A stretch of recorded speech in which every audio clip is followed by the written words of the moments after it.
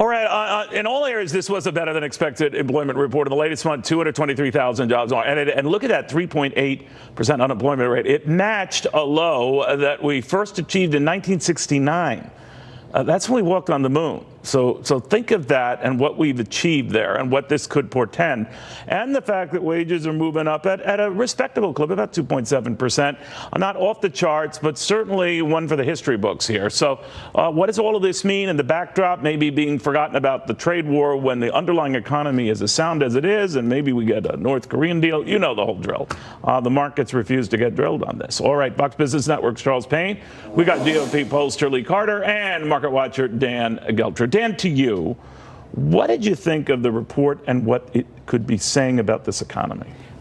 Could the report have been any better? I mean, when you talk about that type of putting on that many new jobs in 1 month, so you got new jobs coming on, unemployment going down, wages going up. But what better news could we get? I mean, the market is certainly reacting to that, extremely positive, everything else being put aside, and we're saying, hey, we're growing economically. We're on steroids right now. Now, you could look at it, too. This is why we're not talking about the market and collectors and not worried about a trade war, because we're coming from a position of strength, and these countries will ultimately do what they should do. What do you think? I agree. We had, since January of last year, almost 800,000 goods-producing jobs. I call those dirty fingernail jobs. That's the things that President Trump promised. Manufacturing is really just absolute. It's so remarkable right now. Earlier this week, the Fed talked about companies getting rid of drug testing, also hiring convicted felons. And I think that's critical, because there are millions of Americans in this country, because of those two things, who thought they'd never get a job. Never. Now, in today's report, 76,000 blacks came back into the job market last month. The number went down to an all-time low unemployment rate. This is remarkable stuff that's happening in this country, and normally I think it would be celebrated even more, but it really is something to watch. You know, reports like this can sort of feed on themselves, just as a bad report can, and a lot of people see, hey, unemployment's down to 3.8%. Maybe the water's fine out there. I should dive in and look in this job market that looks promising. So it creates a sort of a goodwill effect. Do you buy that?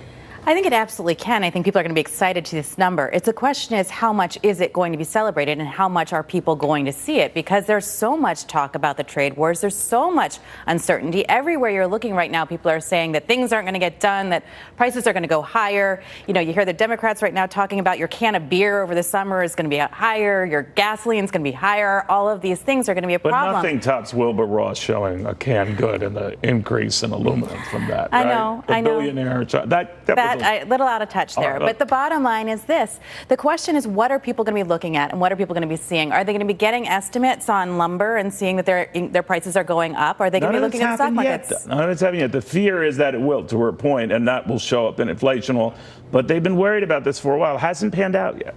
No, it hasn't, Neil. And I'll tell you what, this is all part of the negotiating process. We have to get used to. Is it really? So you see a method to this? It's absolutely not all impulse and. Let's go back to what happened just today. All of a sudden, we see Donald Trump in the Oval Office with representatives from North Korea.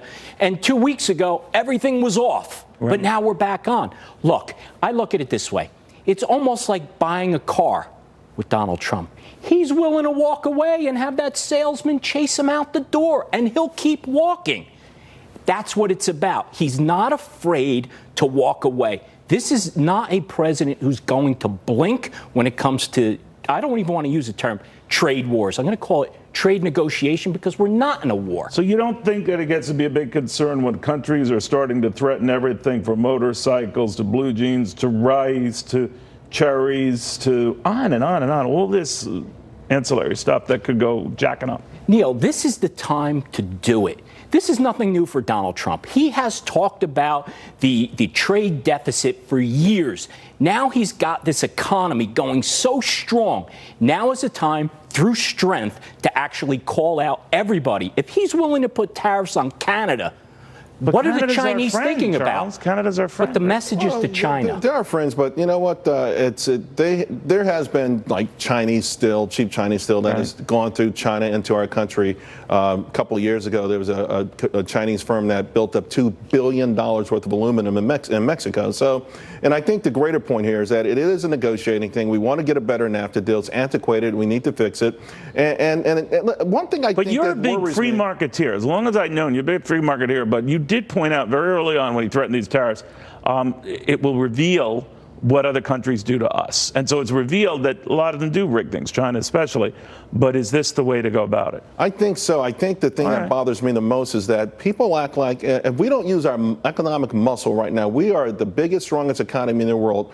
We're not set to be that 10 years from now. If we don't flex it right now and draw a line in the sand, I think we are going to be in a worse position, and we'll look back on it and regret it. But I don't think that's going to happen because President Trump is doing unorthodox things. He's got people shaken up, but I think that was his goal. What do you think, Lee?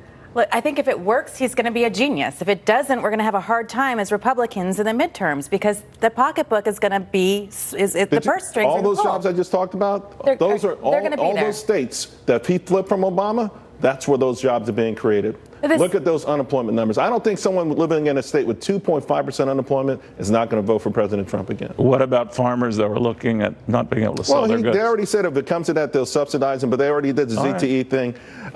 The bottom line is I think the people he promised the most to are the ones who are cheering this on. And that was your point, right? Absolutely. He's doing exactly what he said he would do, and it's good stuff. And the independents are nervous right now, and that's what the Republicans need coming into midterms. They're very nervous. All right, guys, I want to thank you all very much. In the meantime, what if I told you the Mueller investigation